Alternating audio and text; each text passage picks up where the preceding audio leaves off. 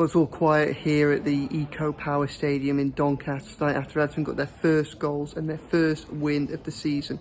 It wasn't easy, to be quite frankly, it was far harder than it ever should have been, but ultimately they've overcome a side that props up the entire English Football League.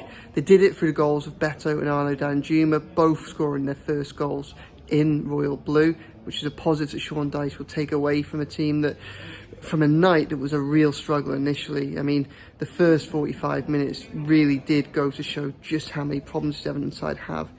It was a relatively strong team, but Doncaster, a side that are winless in League Two this season, caused problem after problem after problem. And they took the lead deservedly through Joe Ironside header late in the first half. It was offside. Replay showed after the linesman should have flagged. There was no VAR here to overrule it.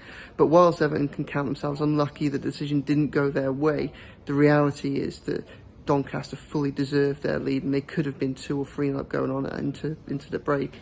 Ultimately, it was only 1 though, and it was at the half-time that Dyche rung the changes. I mean, one of the things that he's been talking about throughout his tenure here is the lack of resilience that he found in the dressing room when he took over in January. When they collapsed against Aston Villa about a fortnight or so ago, that lack of resilience again was on display, and Dyche was keen to dismiss that as a one-off. This was a big test from coming in the half-time, because obviously he had decided to pick up off the floor, so utterly bereft of confidence after 3 defeats in 3 in the Premier League, and facing a side that was rampant against him despite being obviously in England's 4th tier.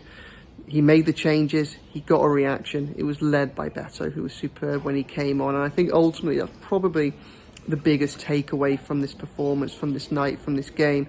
It was less about how the result came and more about getting a result that could act as a platform for this season.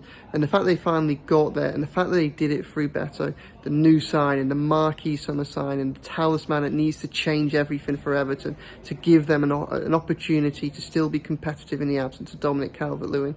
Well, okay, this was against League Two opposition. Beto came on and he certainly did that. He was strong, he was quick, he was powerful, he got his goal, he hit the post, he just changed the whole dynamic of this fixture. And it wasn't just what he did on the pitch in terms of his own impact, but it was what he did, the way that he drove up the standards of those around him. He created the space for the likes of Ashley Young and Arno Danjuma to exploit, created the space which ultimately allowed Everton to create the opportunities to win this game. So ultimately, I think Dyche will leave this stadium with some positives in mind. I think it would be easy to focus too much on that first hour, as dismal as it was, and we know there are problems with this squad. But I think this is one to the big takeaway from this is the positive way in which it ended, the way that Beto came on and transformed this side and the players around him, and the hope that offers a template for progress going into a massive, massive game against Sheffield United at the weekend, the international break, and then the games that go on beyond that.